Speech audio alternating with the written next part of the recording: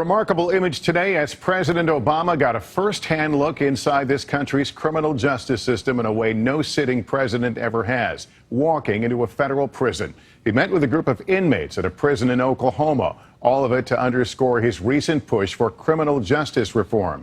We get more tonight from our senior White House correspondent, Chris Jancy.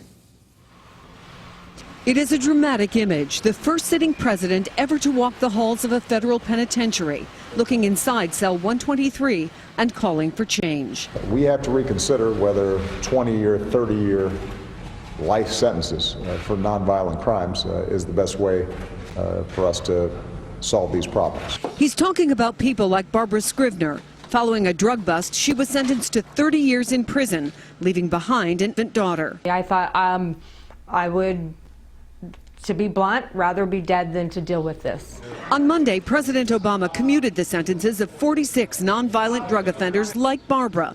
The U.S. is the world's biggest jailer. 1 out of every 99 Americans is behind bars, the majority of them black or Hispanic, at a cost of about $80 billion a year. Now, reform is getting rare bipartisan support. Today, for the first time, the Speaker of the House got behind criminal justice legislation. Now, I'd like to see it on the floor. The president commuted Barbara Scrivener's sentence last year after 20 years, 11 months, and 4 days away from her daughter. And I had to do it either non-existent or secondhand, and it was devastating. Now Barbara's in college and an introspective president, after sitting down with prisoners today for an upcoming Vice documentary, says more people should have a second chance. These are young people who made mistakes that aren't that different than the mistakes I made and the mistakes that a lot of you guys made. That's what strikes me. There but for the grace of God. You can hear in the president's voice that this is a moral as well as a legislative priority for him. And when he went inside the cell in the prison behind me, he pointed out it would also help with overcrowding. The room just 9 by 10. He says it often has to now house 3 grown men. Lester? All right, Chris Jancy, thank you. And welcome to the Gilchrist Experience. We have State Senator Bill Perkins with us today. Thanks for coming, Bill. Hey, it's an honor. It's always wonderful to be with you. And congratulations for your longevity and your consistency with this program. Yeah, I've been here since 98. 98. Or 97. 97. So it's good. You've been here long enough to forget when you began. See that? Welcome to, on a more serious note, we're talking about Second Chance. Victor Pate, correct, of Nan, Harlem chapter, has brought this out. Well, he brought us one of his, we have been doing shows about recidivism and, you know, second chance for quite some time now, but the president has taken note to it, and I guess it makes it front and center now. And you have legislation coming up that we're all interested in to do something for people who have made mistakes, which we've all done. Well, big ups to the president, big applause to the president for taking leadership on this whole prison reform, prison justice issue. Clearly, he understands that what we are doing is inhumane. Amen. In terms of what we stand for, and the amount of time that people are spending in prison is uncalled for. Very often, especially in comparison to some of the crimes that they've committed. We have a piece of legislation that deals with one aspect of this big problem that the president is talking about, and that's the aspect of solitary confinement. We have a piece of legislation in the Senate that is also being sponsored in the Assembly by Assemblyman Aubrey that tries to end solitary confinement because it's inhumane and it is not something that our state or our nation should be practicing. This young boy that committed suicide, I'm sure that brought front and center. He spent 3 years and was arrested at 16. I've forgotten his name. You're talking about Khalif Browder. Khalif. The young man who was arrested allegedly for stealing a backpack. And was held for 3 years on Rikers Island, and 2 of those years he was held in solitary confinement. Upon his release, he was never convicted of that crime, by the way, had some problems readjusting as a result of his exposure to solitary confinement, and ultimately committed suicide. Yeah. And that speaks to the inhumane and torturous conditions and things that people experience while in solitary confinement. Now, explain solitary confinement. For most people, they say you're in there 24 hours? Yeah, 23, 24 They let you hours. out Yeah. at any time? Yeah, what happens in solitary confinement, you're usually in a cell, if you can even call it that, basically a room just about the size of an elevator. Right. 22 to 24 hours a day, by yourself, most cases. No contact with any other human being other than seeing the correction officers going by your cell to push your food to you through a slot. No conversation, no opportunities for interacting with any other human being whatsoever, no mental stimuli whatsoever, and 1 hour a day in a cage that is used for your recreation period. So you're in total isolation, away from everything and everybody, no access to phone calls, you don't have any meaningful programs, anything to stimulate your mind, and it's been sensory deprived of anything that is human for a person to thrive and grow. For all intents and purposes, it's torture. Yeah, exactly. Which clearly is a violation of the principles that guide the United Nations, and obviously should be a principle that guides how we do criminal justice reform and practices in this state and in this country. So our legislation looks at that, and hopefully with the support of our colleagues in the Senate and in the Assembly, we'll get this legislation passed. So far, the Assembly has passed the legislation under the leadership of Assemblyman Jeff Aubrey. We in the Senate have a different kind of a challenge by virtue of the fact that, with all due respect, the Republicans are in charge in the Senate, and they have a more punitive orientation about prison justice. Well, you know this from a personal side. I understand you worked in Rikers Island in the early 80s? Yeah. I spent some time on Rikers Island, fortunately not as a prisoner, but rather as one who had the privilege of working towards getting them out of prison into community-based work release programs.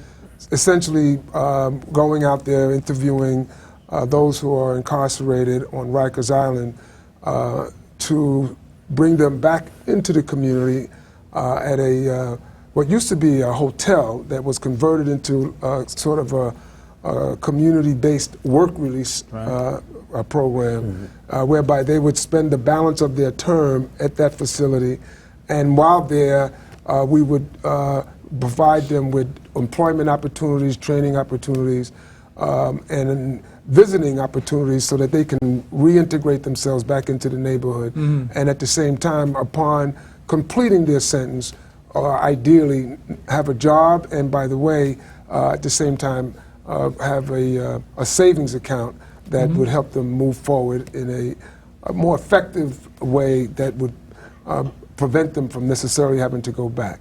It was a good program, and I think that we've made some important strides towards reforming that process and helping people get back on their feet. And we need to do more of that kind of looking at what's happening in our prisons.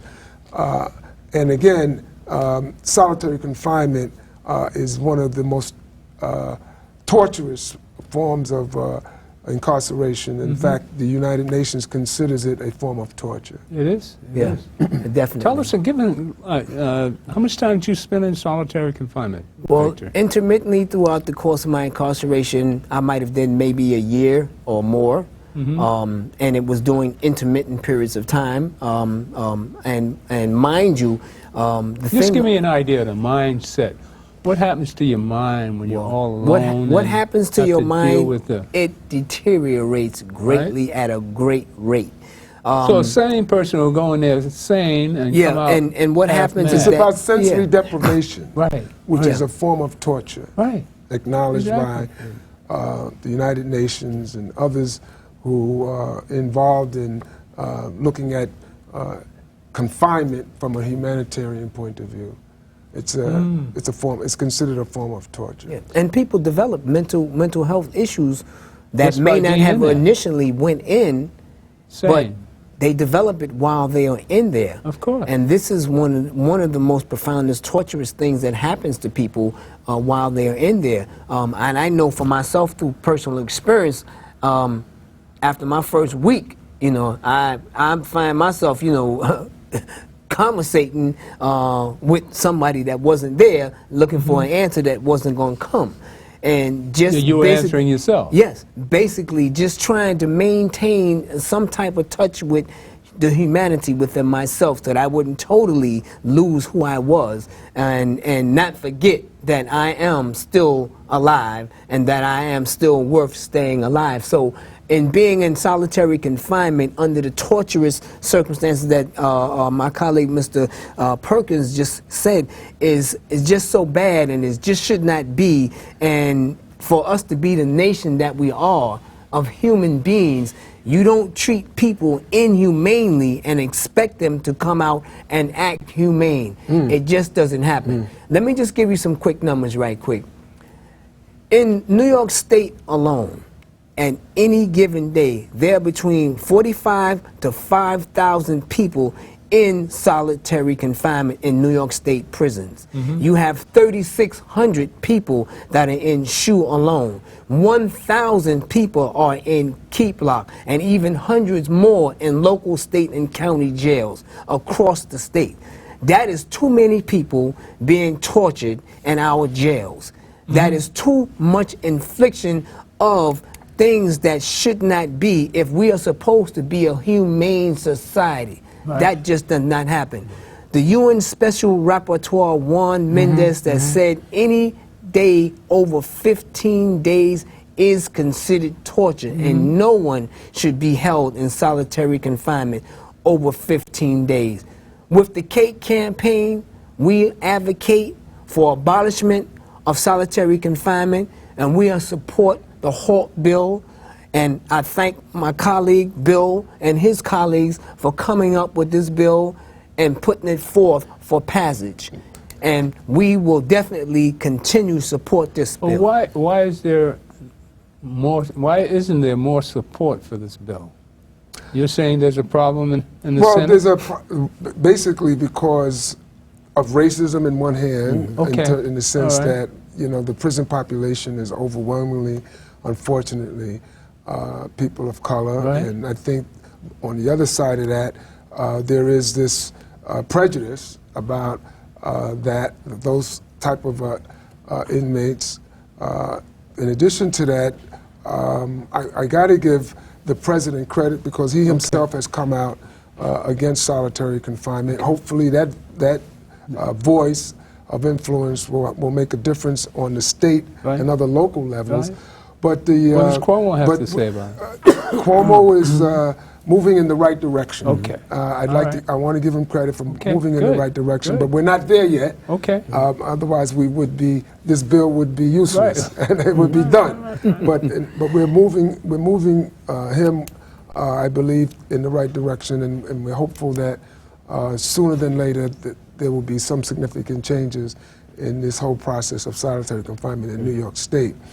There are countries that have a better understanding of this than we do, and we're supposed to be the beacon of democracy, the beacon of a sense of humanity, and obviously we're not living up to that as long as we have solitary confinement, especially in the Empire State, such as New York State.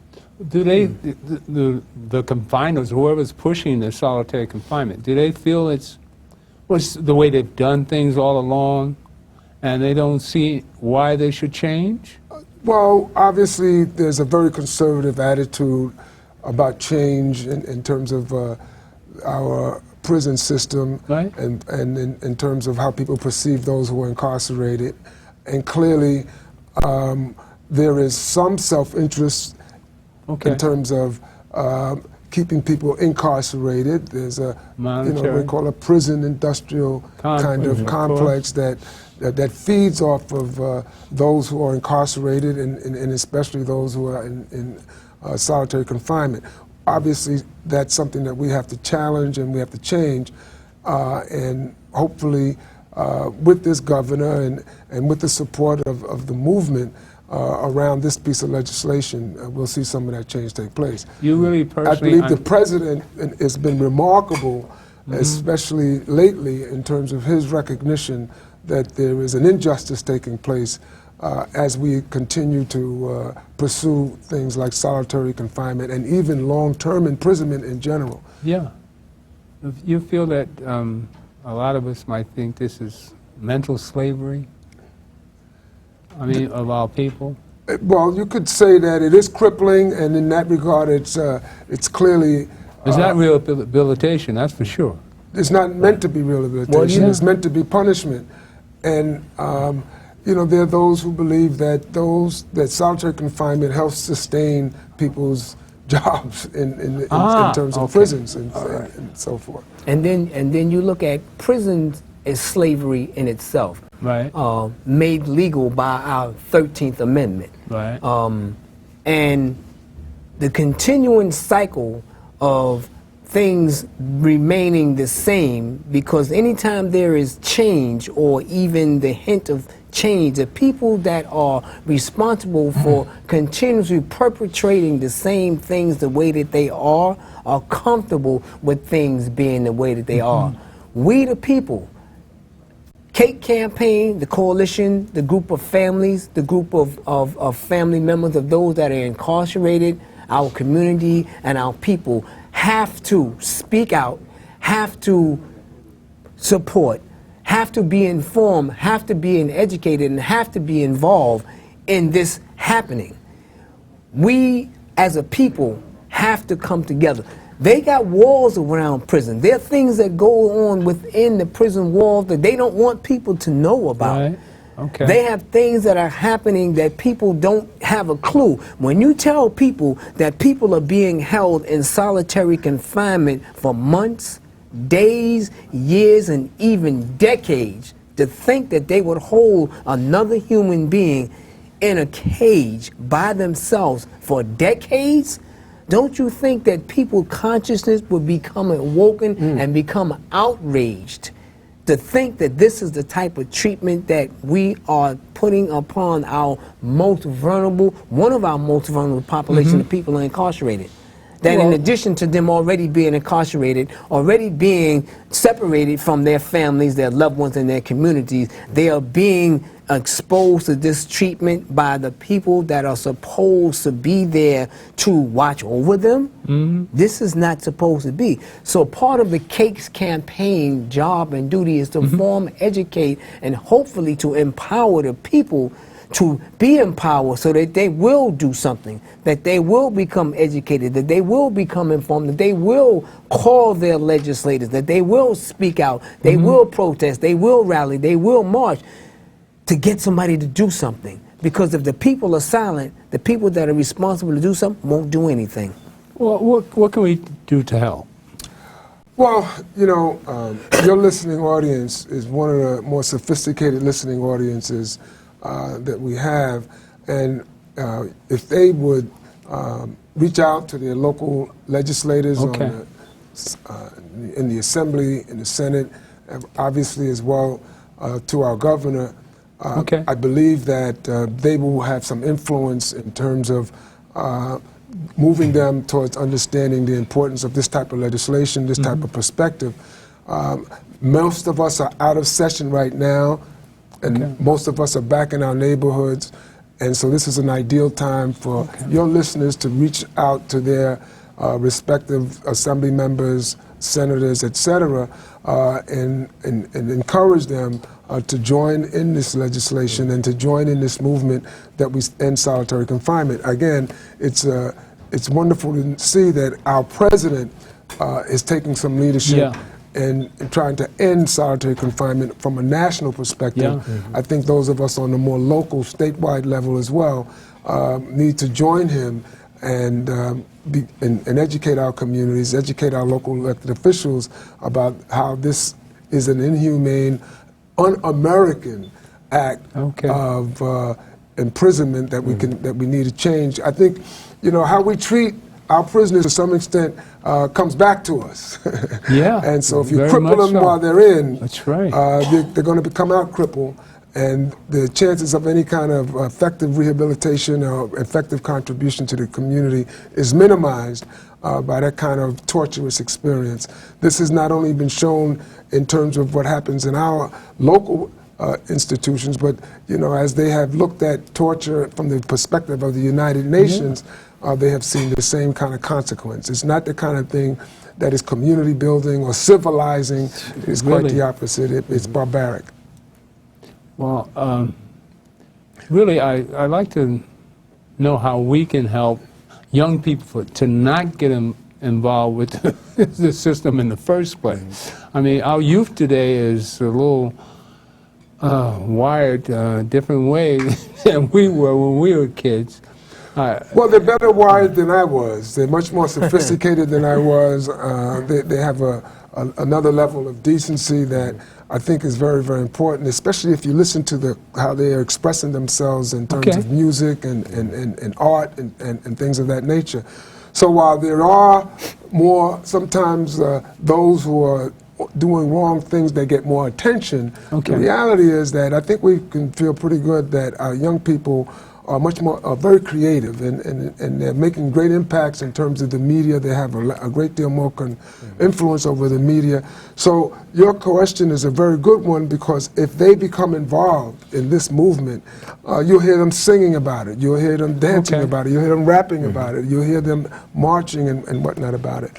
So for those that may be interested, I would encourage them to contact my office at the Adam Clayton Powell Jr. State Office Building on West 125th Street between Malcolm X Boulevard and Adam Clayton Powell on the 9th floor.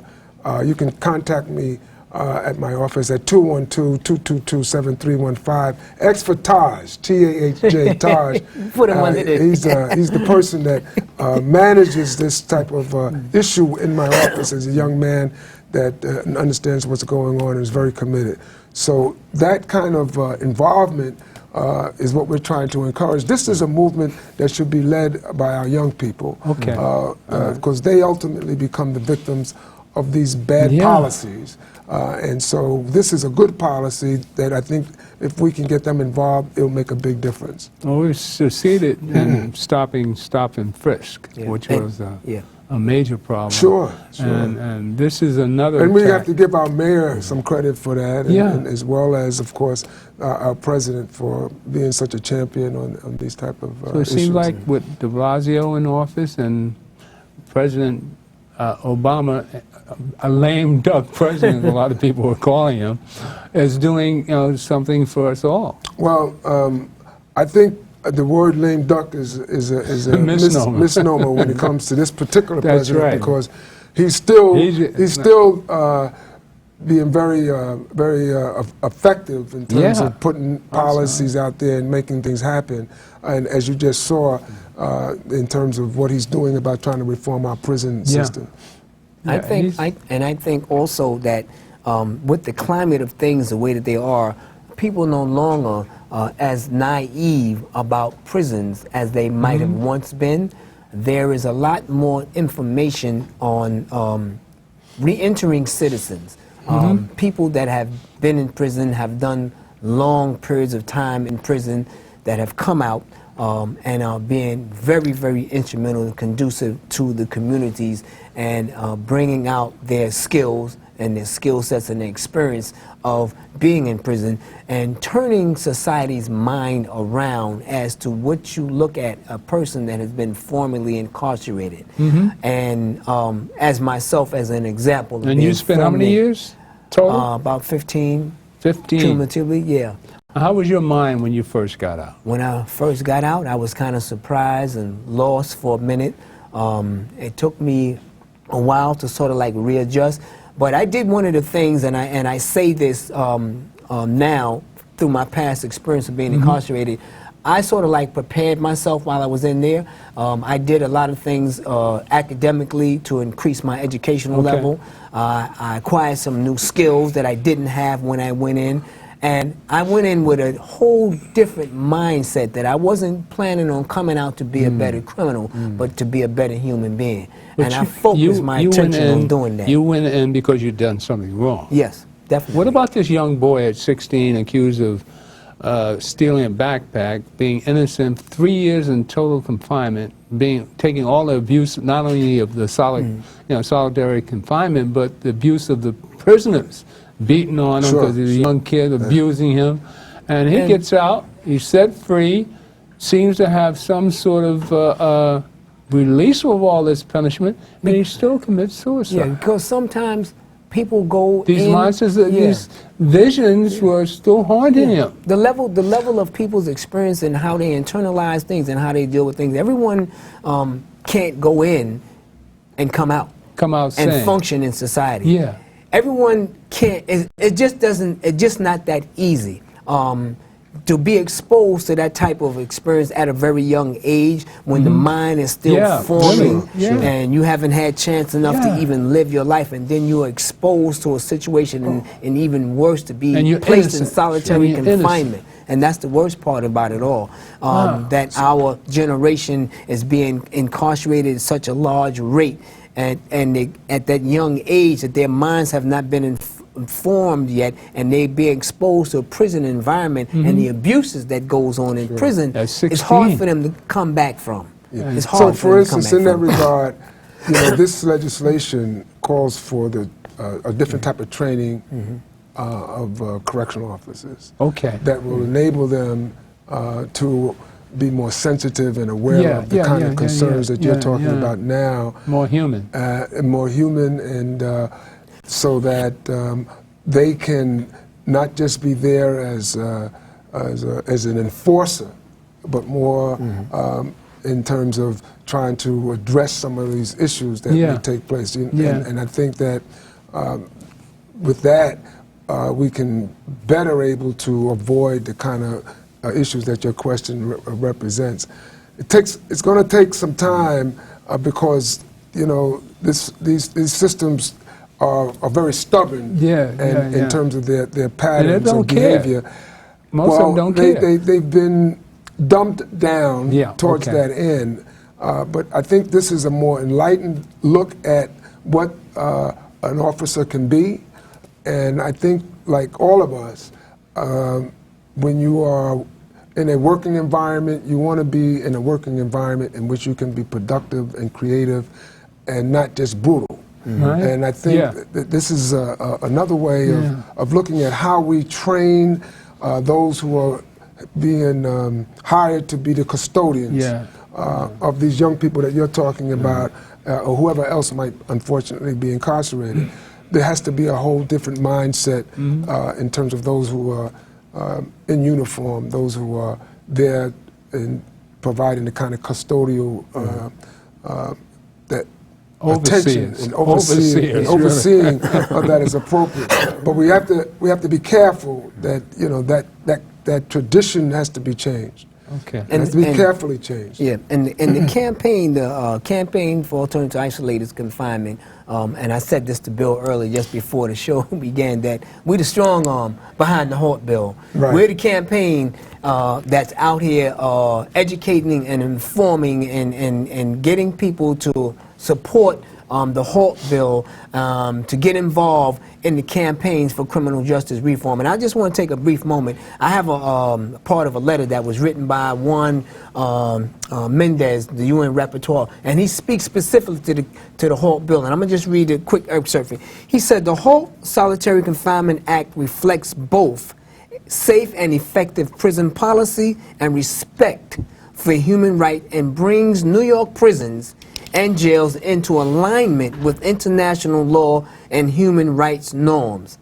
It should become law in New York State and serve as a model for change across the United States.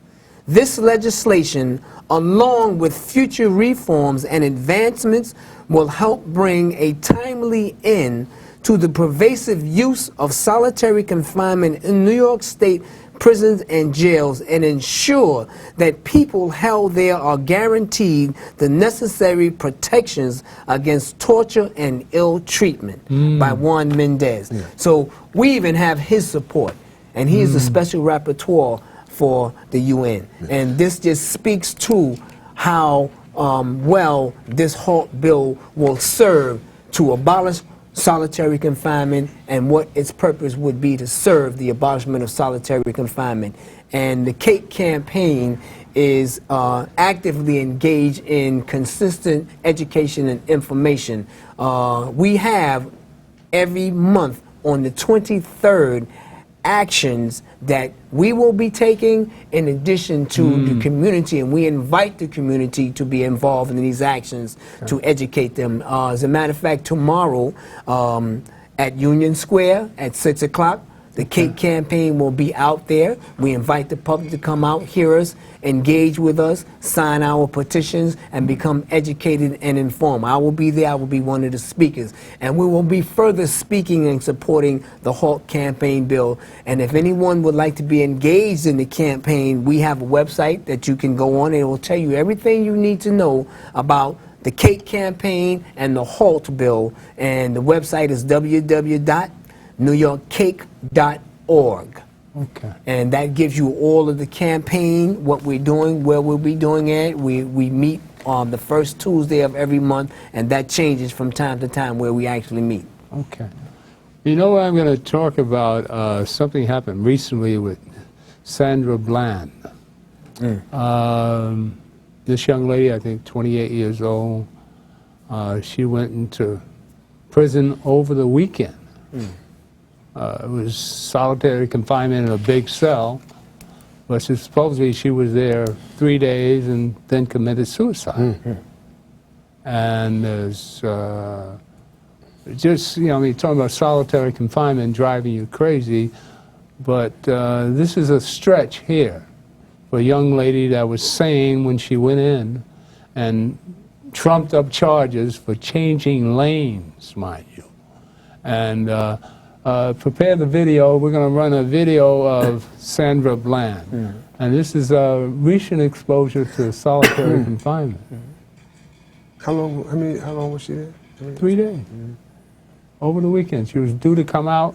She had a bail coming up. Oh, that's It's sick. I don't know how that would drive anybody that crazy for... Well, you never know how vulnerable a person is. And clearly, solitary confinement for any amount of time is torturous.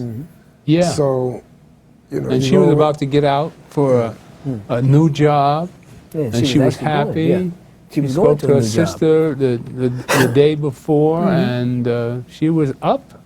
So that just represents that there's no amount of time in solitary confinement that can be good for you. Really? Quite the opposite. If this is what happened. But, you know, we have a videotape showing. You have that ready for me? Can we run that? Oh, good. What are we seeing here?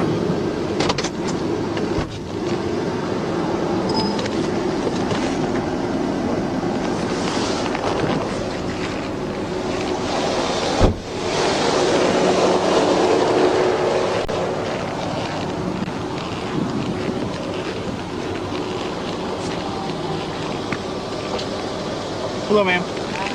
With the Take Highway Patrol, the reason for your stop is you failed to signal your lane change. You got your driver's license and insurance with you? What's wrong?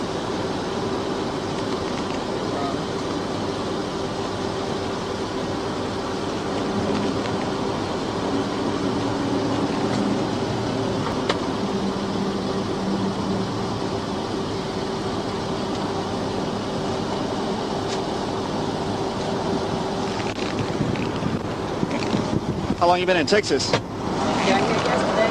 Okay.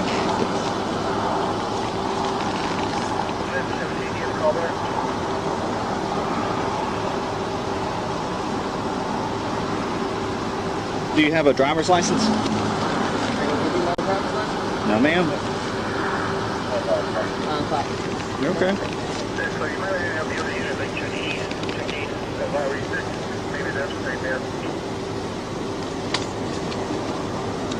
Okay. Where are you headed to now? Okay. You give me a few minutes, all right?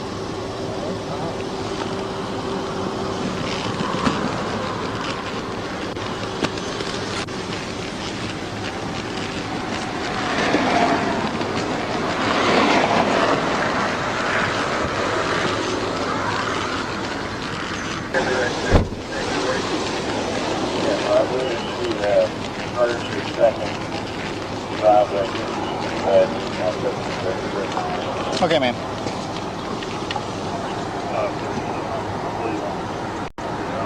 You okay?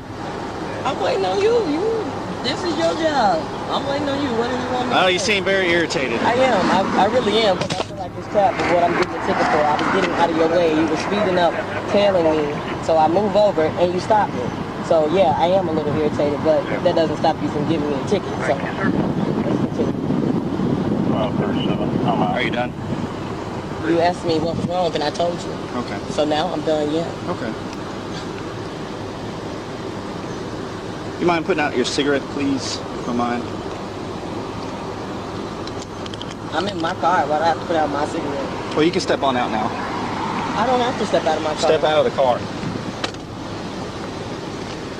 Why am I... Step out of the car. No, you don't have the right. Step out of the car. You do not have the right to do that. I do have the right. Now step out or I will remove I you. refuse to talk to you other than to identify myself. Step out or I will remove you. I am getting removed for a failure. Step out or I will remove you. I'm giving you a lawful order. Get out of the car now or I'm going to remove you. And I'm calling my lawyer. I'm going to yank you out of here. Okay, you're going to yank me out of my car? Get out. Okay. All right. 25. Let's do this. Yeah, we're going to. Yeah. Don't touch me. Get out of the car. Don't touch me. I'm not under arrest. You don't have the right to take me. You are under arrest. I'm under arrest for what? 25. For what? 7 County FM 1098. Just For what? 290. Send me another unit. Get out of the car. Another unit FM 1098. Get out of the car now. Why am I being apprehended? You trying to give me a ticket I said for get failure? out of the car. Why am I being apprehended? You I'm just giving you opened a my lawful car order. door. You just I'm opened going my to drag car you door. out of here. So you threatening to drag me out of my own car. Get out of the car. And then you I will stun light me? you up. Get out. Wow. Now. Wow. Get out of the car. Really, for a failure to signal. You doing all of this for a Get failure? over there. Right, yeah. Yeah, let's take this to court. Let's do Go it. ahead. For a failure to signal. Yep, for a failure to signal. Get off the phone. On my school. Get off the phone. I'm not on the phone. I have a right Put to your record. phone This is down. my property. This Put is your my phone property. down. Sir? Put your phone down. Right now. Put your phone down. For a fucking failure to signal, my goodness. Come over here. Y'all are interested. Come Very over here now. interested. You feeling good about yourself? Stand right here. You feeling good about yourself? Stand right For a there. failure to signal, you feel real good Turn about around. yourself, don't you? Turn around. You feel good about yourself, Turn don't you? around now. What are you? Put your hands Why behind your am I back and being turn around. arrested? Turn around. Why can't you tell me I'm why giving you a lawful order. I will why tell am I you. being arrested? Turn why around. Won't you tell me that part? I'm giving you a lawful order. Turn around. Why will you not tell me You are what's not going compliant. on? I'm not complying because you just pulled me out of my car. Turn around. Are you fucking kidding me? This is some bullshit. Put your hands behind your back. Because you know this is straight bullshit and you full of shit. Full of straight shit. That's all y'all are, some scary fucking cops. South Carolina got y'all bitch asses scared. That's all it is. Fucking scared of a female. If you would have just listened. I was trying to sign the fucking ticket. Whatever. Stop moving. Are you fucking serious? Stop moving. Oh, I can't wait till we go to court. Ooh, I can't wait. I cannot wait till we go to court. I can't wait. Ooh, I can't wait. You want me to sit down now? No. Or you gonna throw me to the floor? That'll make you feel better about yourself? Knock it off. No, that'll make you feel better about yourself? That'll make you feel real good, won't it? Pussy ass. Fucking pussy. For a failure to signal, you doing all of this. In little ass Prairie View, Texas. My God, they must want to. You were getting a warning. Until now, you're going to jail. No, I'm getting for what? You can come For read. what? Come read right. I'm getting a warning for what? Stay right here. For what? Well, you Stay just right pointed here. me over there. I said stay right Get here. your fucking mouth right. Let me. Oh, I swear on my life, y'all some pussies. A pussy ass cop for a fucking signal. You I gonna got her take me to controlled. jail? She's in handcuffs. What a pussy. What a pussy. 816. What a pussy. You about to break my fucking wrist. Stop moving. I'm standing still. You Stand keep right moving here. me. God damn it. Stay right there. Don't touch me. Fucking pussy for a traffic signal. You doing all this bullshit.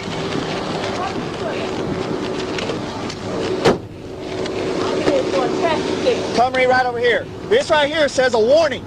You started creating the problems. You asked me what was wrong. Do you have I'm trying to anything tell on you. your person that's do illegal? it feel like I got anything on me? This a fucking maxi I'm gonna dress. remove your glasses. This a maxi dress. Come on over here. Have on me. Fucking asshole. You're about to break my wrist. Can you stop?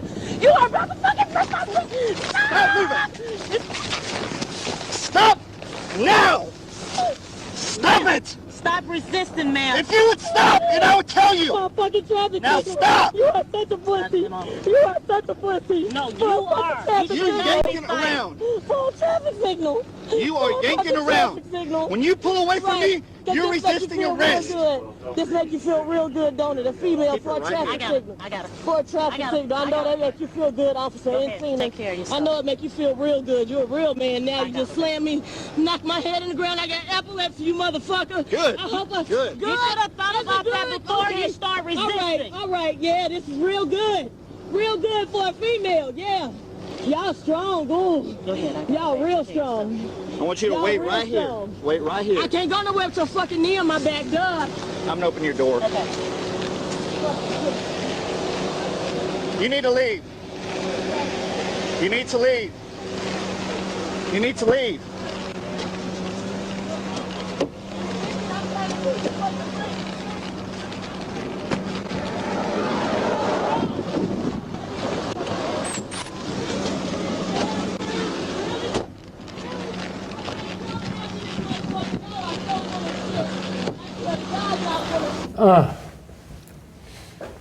It's painful to listen to all this stuff now, and you can see he asked her, obviously, to put out her cigarette. That's when things escalated. Obviously, she felt that she had the right to smoke a cigarette waiting for this guy. If you notice in the beginning, the camera is just following the car. You saw no lights in the back, and it moved over to the right. And he stopped her for not making a signal to go right.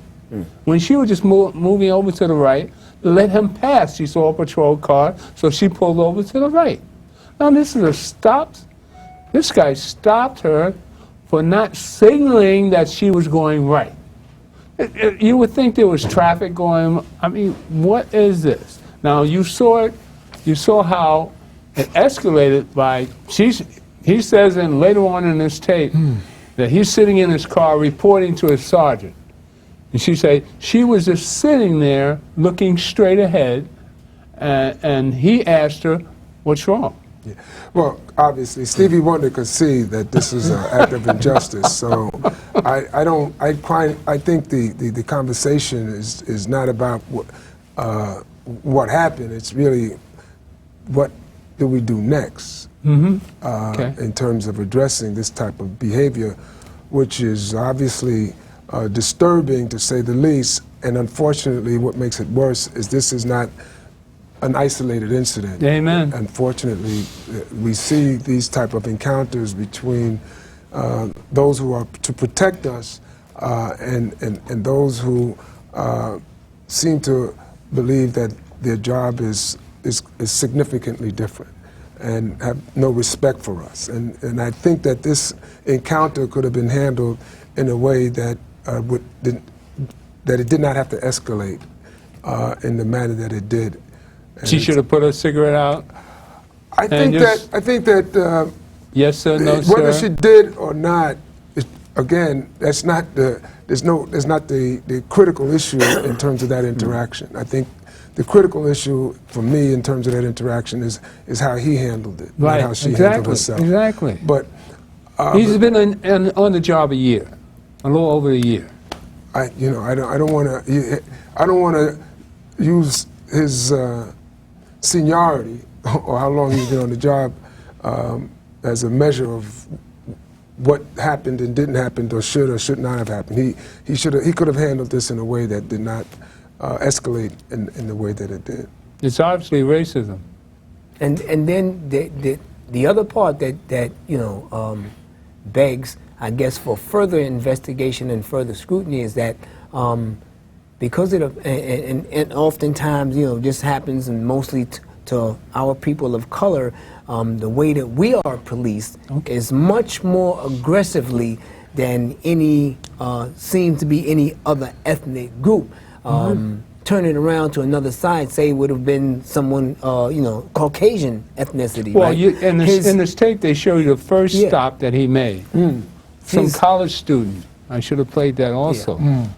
And he asked the girl, how many classes are you taking? It's not the same. He was very sociable. It's not the same. So the way that we are policed is much more aggressive than any other group. So the possibility of it escalating to the point, and unfortunately, sometimes people lose their lives and or are assaulted, you know what I'm saying, speaks to how we are perceived and how the racism is so deeply and profoundly embedded that almost when we are approached by law enforcement, it's like setting a scene for a battle, because they approach us with the aggressive approach and rough and talking to you rough and speaking down to you. You know. All right, you know what I'm going to do? I'm going to give you a little insight of what Sandra was all about. I have another piece here, and we're going to show this piece to give you an insight of what's... How it's unfathomable that this woman could be in solitary confinement for 3 days and commit suicide. Okay? Now this is a character that we're about to get to know a lot better than what we've seen. Play the second piece and we'll talk about it the short time that we have left. Good morning, my beautiful kings and queens. It is Friday, April 10, 2015. It's kind of chilly out here this morning, so hopefully you bundled up. Kings and queens, someone proposed me with the question the other day, and I'm a little stuck on it. I was asked, was I trying to racially unite or racially incite? Well, honestly, I feel that my goal is to racially unite. Now, in the process of doing that, some people will be incited, i.e. upset, because based on the history of America, it is not good when it comes to black and white people. But I want us to try and get past that. And that is ultimately impossible. It's impossible to happen until certain people realize they were born into a certain type of privilege. And it does not matter if you never break a law, or if you never get into any trouble. Part of the reason for that being is the police don't even suspect you of doing anything wrong. And that's just how it is. For those of you who did not like the video that I posted earlier this week or yesterday and decided to get on my page calling me a racist, a dumb being, I just think quite disrespectful. You know, guys, you don't have to watch my videos. You really don't.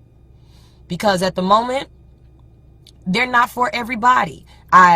You know, I would want them to be, but unfortunately they can't be, especially when we're talking about a subject as touchy as race relations, all of this mess that's going on in America.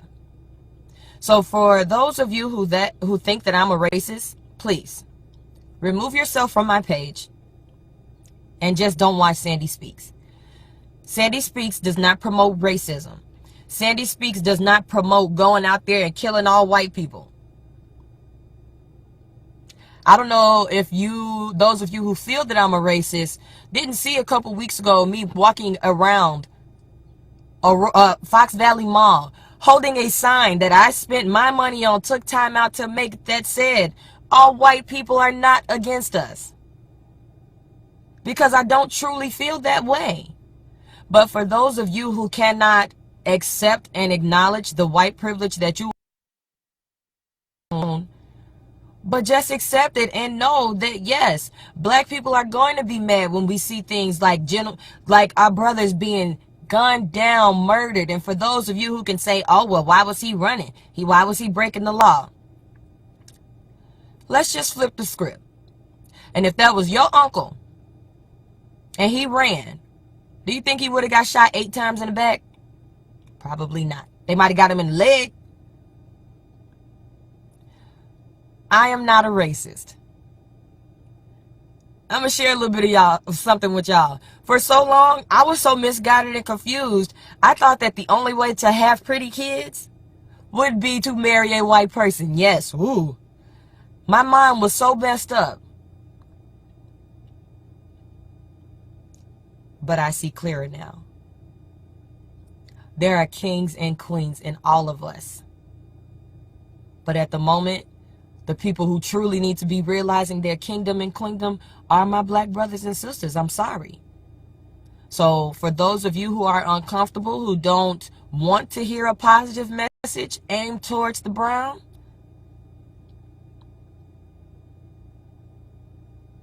you don't have to watch it. I am not against white people. To be successful in this world, you have to know how to work with white people. But what Sandy Speaks wants to do is let my kings and queens know you can do it. We can be successful. It is up to us. I love you all dearly. I hope you have a great day. I hope you have a successful and prosperous day. Do what is necessary to establish your kingdom and queendom, and just be great. Go out there and be the greatest thing that you can, and I guarantee you it will turn your life around. Sandy Speaks.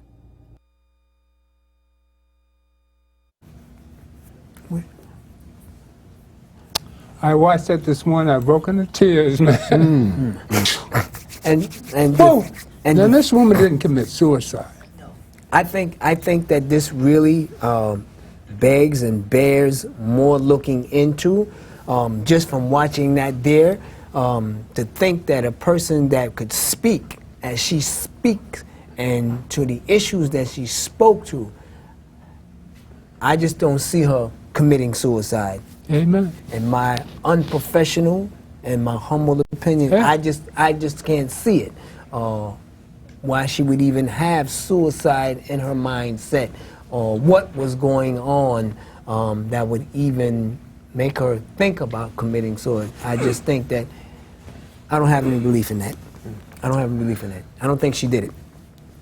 So who has officially said she has committed suicide? The prosecutor?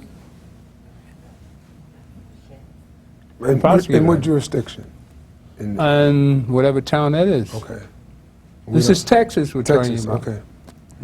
The Mississippi of today. You said Mississippi of the day. Well, obviously. Yeah, he didn't like the fact that she wouldn't put out a cigarette. He snatches her out the car. And this activist encouraging her Facebook watchers that you're kings and queens, telling about her personal experience, about her messed up mind, how she thought that only marrying a white man would give her pretty kids. How many black women out there feeling like that? I mean, that's a mental disease that black people have you know, you have to be white to be right. Right. So what is the status of the investigation of her? Well, we'll find out in the news today. It's ongoing. It's ongoing. It just happened. She's to be buried Saturday. I don't even think they even, I don't know if there's a coroner's report that has been put out, and they concurred that it was, you know, what's the cause of death? The investigator was saying that he's going to investigate this as a murder, right, in place of a suicide. The coroner, right? The chief investigator. And to the extent that it's a suicide, what was the cause? What was the? It was supposed to have been strangulation by plastic bag. Plastic garbage bag. She was found hanging from a garbage bag that was in the cell. You saw a picture of the cell at a big camp. It was a big cell. It was for 4 people. It had 2 bunk beds and a single bed. So for 5 people. All right, but supposedly she was in there by herself. And I heard some other story about there were 85 people that went through this system over the weekend. But she was there, I think this happened on Friday, and she was found dead Monday or Sunday night. I might be confused, but she was there for a couple of days. She was due to get out Monday, so this must be Sunday that it happened. But there's some other footage. We'll follow up on it. Sure. Obviously there's going to be a major investigation. Oh yeah, this, FBI is already involved. Yeah, and should be. But I just wanted you and my audience to see the kind of person that we're going to be talking a lot about. Yeah, but this is going to be ongoing for a while. Oh yeah, it's a big deal. And it's a lesson for the young audience that we have here, that they came at MNN and saw the actual up-to-date problems that we're having here, being black in America. And just a small area of the multiplicity of things that go on, right? What we are as a people are faced with, and the struggle that we have, and the cause for which we must fight for to change this system as it is. Yeah. We have an obligation. Really? So this bill will do a lot of good for us. Thank you, Bill. Well, the bill will do a lot of good, but in terms of police-community relations, which is more what this situation is that we're looking at now, we're going to have to do something else and to make that. We have to teach everybody how to handle these madmen that we have running around with police uniforms on. They have to be... The Klansmen with uniforms on. We always knew that against kids. They shouldn't be. Right? They shouldn't be in uniform. That's it. They shouldn't be in uniform. But the Klan is joining the police force. We have to screen them out.